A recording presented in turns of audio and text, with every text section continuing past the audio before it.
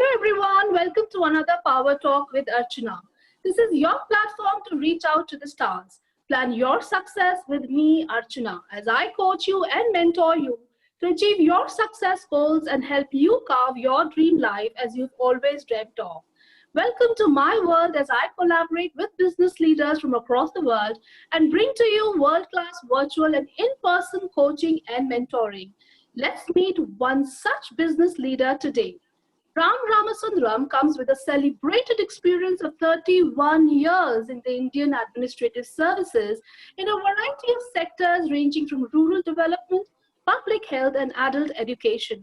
As a chairperson and managing director for Tamil Nadu Industrial Development Corporation and Tamil Nadu Newsprint and Paper Limited, his focus has always been on corporate profitability without losing sight of inclusive growth aspect. Today, Ram has been the president of corporate relations in the ESSAR Group, where his focus is on energy, infrastructure, metals and mining, and data services. Let's welcome Rama Ramasundaram on board. Hello, sir. How are you doing? Hello, Archana. Nice to be here. Thank you very much for inviting me to join this session. Thank you so much. Absolute pleasure. Thank you, sir. Absolute pleasure to have you with us. Thank you so much for gracing my show. Great, amazing, sir. So you have been there in the industry. I mean, you've had various, you've been the leader for various industries in India. So you have huge experience to share with the people, you know, the management professionals who are being churned out right now and they are launching themselves in the market. So according to you, considering the kind of experiences you've had all across, what is the way forward for any marketing professional or a management professional to strategize their plans and put them into right way of implementing it? Because I feel there's a lot of gap out there. You know, strategizing plans is one, but when it comes to implementation, there's so many deterrents. Everything falls flat if it is not done the way it should be. So what are your thoughts there? Well, I have discussed this in some other forums, so I have a ready answer for this. So I have written about it in my LinkedIn blogs. The difference is one has to differentiate between a job and a career. They are not the same. Lovely. A career may or may not involve a job. Lovely. But a job is a job. So, you know, jumping across jobs because somebody is offering 20% more, you know, or a better place, and then leaving that after 2 years, and then, you know, moving from there. So what happens because of this horizontal movement, you never develop roots in any particular organization. If you have to grow, you have to be in an organization for a reasonable amount of time. You need to know who matters, who doesn't matter. What is a grapevine? Because there is a grapevine. Everything is not the formal office orders. There are unspoken, unwritten words in every large organization. So which, you know, how to master those. All that is possible only if you spend a reasonable time in a particular sector or a company. Now, the opposite of that is the typical IT, you know, programmer in the major IT companies. You know, once a project is over, they typically, you know, meet for a beer in the evening. They celebrate the project completion because they may probably get a bonus or something. And one of them, after a couple of drinks, says, "Why are we here? You know, the so-and-so company is offering 30% hike." So these guys simply send an email from their phone and don't even show up the next day. Go to the new company. The same thing happens 1 or 2 years after that. So you may have temporary rises in salary, but you have not built a career. Now, that's okay. It will sound exciting when you're in your early 20s. But you have wasted that, you know, crucial 5 or 10 years to build a career. Now, the examples of those who did build a career and then move up, we have in India, Mr. A.M. Nayak of L&T. He has been with L&T for the last, I don't know, maybe 55 years in the same company. He joined as a trainee engineer. Wow. And within about maybe 30 years or so, he became CEO and then became executive chairman. I mean, he has been there forever. L&T Yeah. today is what Mr. Nayak made. And he joined only as a trainee engineer. He is not from a promoter family. Right. The other example is Mr. Deveshwar, Yogi Deveshwar, who passed away 2 years ago, who was chairman and CEO of ITC. He also was in the same company for 40 plus years. He joined as a trainee engineer. And he rose to become, CEO and then chairman. He is not from a promoter family. And their stock options, both Mr. Nayak and Mr. Deveshwar, they are worth the hundreds of thousands of crores. Absolutely. Because of the stocks. So you not only build your career, you also build wealth as you go along. Absolutely. So that is what young people should think in the long term, because your 20s won't come back when you look back in your 40s. Yeah. When you look back in your 40s saying that, oh, I should not have, changed 10 companies in my 20s. Your resume or a CV looks like a railway timetable. It doesn't look like something concrete. Like in my case, I've spent 41 years. This is only my second job, or Wow. So you need to stay long enough. That is important. So the bottom line is build a career, not do job hopping. Wow, I'm so impressed and feeling so inspired. My God, I think this is something really important, dear audience, for you to catch on, to keep thinking about it, to linger on. I think this is really an amazing, amazing statement Ram has made here. It's not about your job, it's about a career you build with the company you venture your life with. Amazing, absolutely amazing. I think this is one very good takeaway for all of us out there. Amazing. We all know we have been badly hit and bitten by COVID-19 scenario, and this has been quite a deterrent for the entire economy. Now, staying resilient in this kind of an environment, which has taken a toll on the weather of the economy, what does resilience mean for you?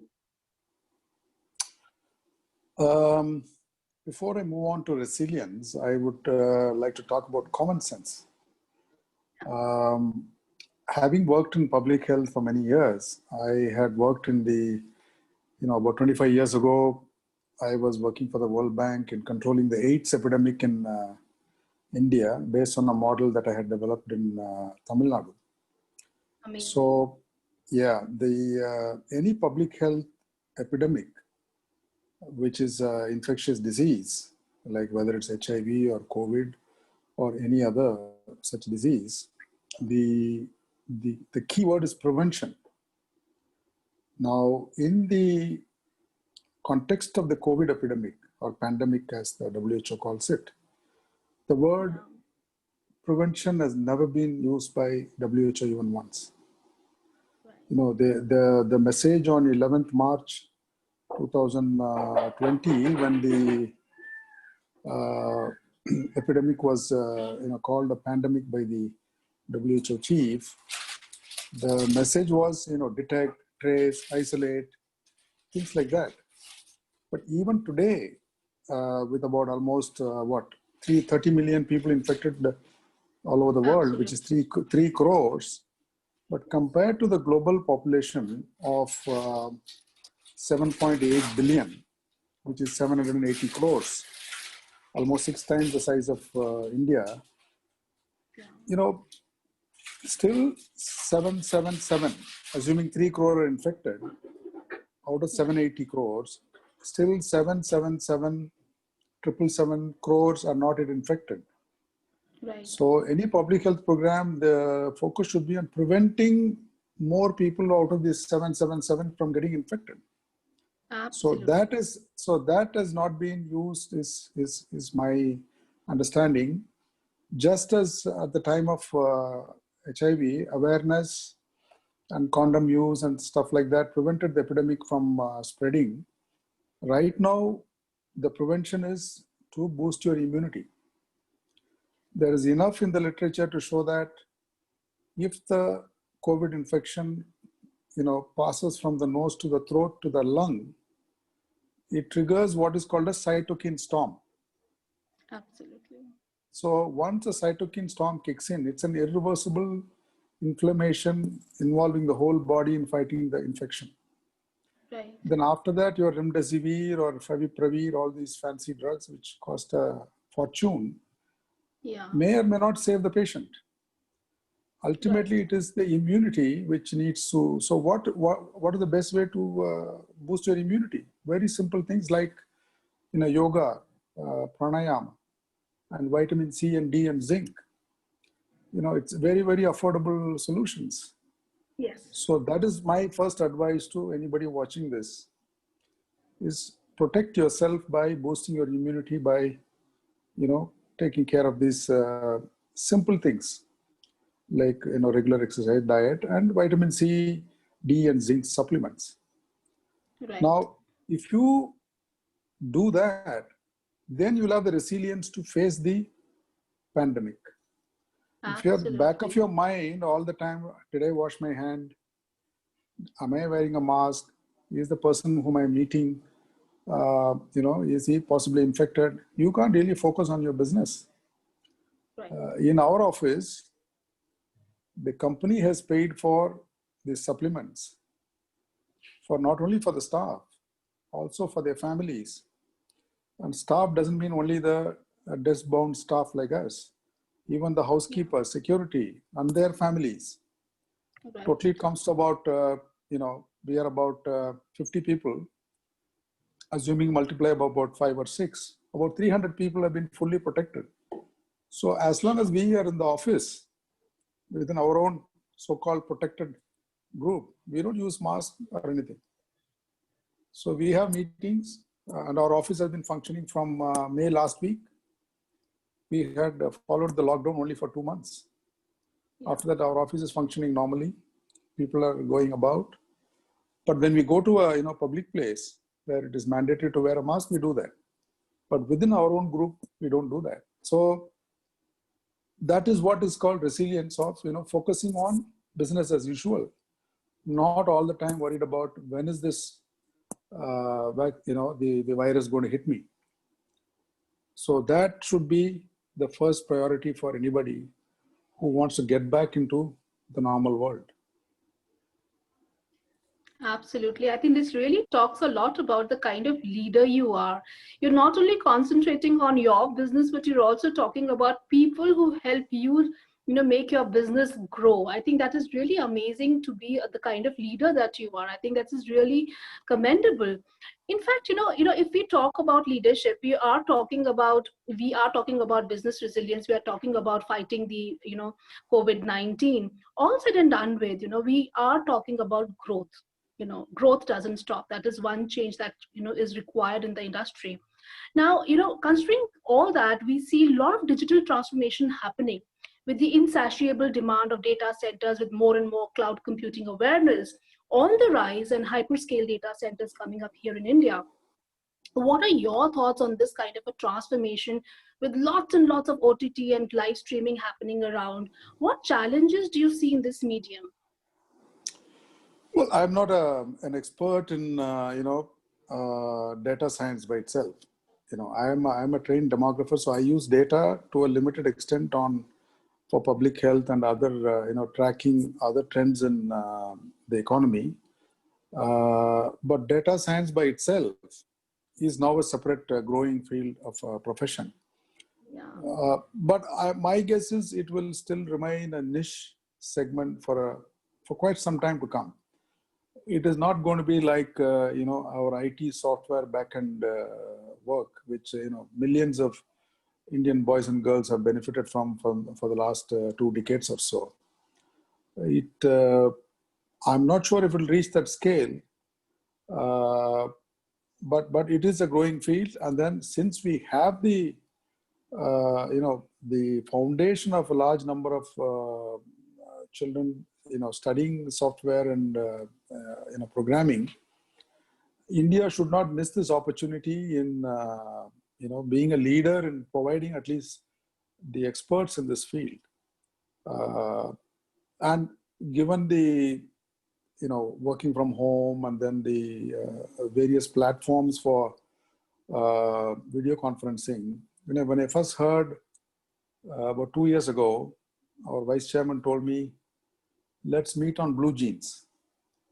Yeah. I was not sure what he was talking about. Yeah. So I said, I thought it was a formal meeting, but why is he talking about blue jeans? Then he said, he's about 10 years older than me. I am 65 myself, but he's 10 years older.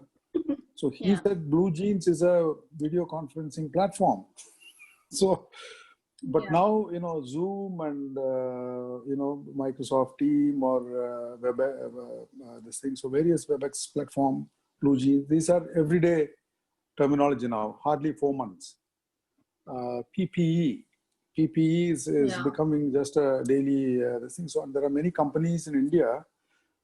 There was a report saying an industry where it was zero in March, it is now a 20,000 crore industry in India. Companies like Alok Industries, Wellspun, who are making other fabric products are now switched over to PPE. Now they're exporting. If you recall, just 4 months ago, there were reports that PPE is imported from China were not of good quality. Now India is exporting them to other countries. So, well, we can say necessity is the mother of invention. That's an old saying. Absolutely. But it's also, apart from necessity, a good entrepreneur or a business professional should grab the opportunity when it presents itself. Right. So I think India is doing, quite well in under these circumstances. Probably what China was credited for last 2 or 3 decades. Now we are, doing the same. And given our, large segment of educated young people, I think, that's the way to do it. So your cloud computing or streaming is part of a new growth segment. Just as under manufacturing, PPEs are, one way of going. Right. I think you're quite right there. No adversity should ever go waste. Like you very said, invention, when we are talking about invention, it's all about what's going on in the background, what is the need of the hour, develop it and just rule the world. I think that's absolutely right. And knowing the kind of people, the generations we have now, more educated young people India has, the kind of EQ and IQ we have, I think India has a lot to offer to the world. Great, amazing. Ram, you have had a beautiful experience. Your life has been wonderful. Good family, good companies, good stature in the industry. What is it, that one thing that gives you good night's sleep? Well, what I would think is having done, jobs which matter. Yeah. Especially in the government. In the public health sector, I worked for long years in family welfare and infectious diseases. And that has been my abiding interest even now. So while you are, working for a corporate for profits, you don't have to give up your, what actually satisfies you. You can read about it. You can keep up with the trends. So I still read a lot of literature on, the role of immunity in COVID. You don't have to subscribe to a journal. It's all now in Google. You can just, many of the journals now are free. They just want your email ID so that if there are any updates, they tell you. So I am actually working on a paper which actually links immunity in the context of COVID and how an individual can, improve his or her immunity by simple things. So those are the kind of things which,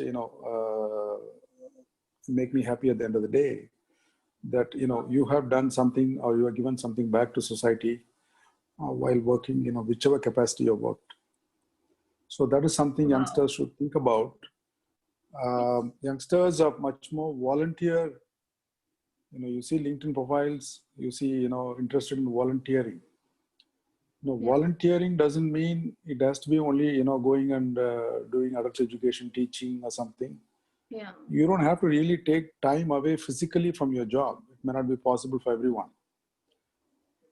with your regular job, what you can do in your free time is what you should think of. It should not allow that all said and done, the one who pays your salary, that paymaster will expect you to focus on the job. So if every Friday you say that, no, I have to go and do the adult education class, they may or may not like it.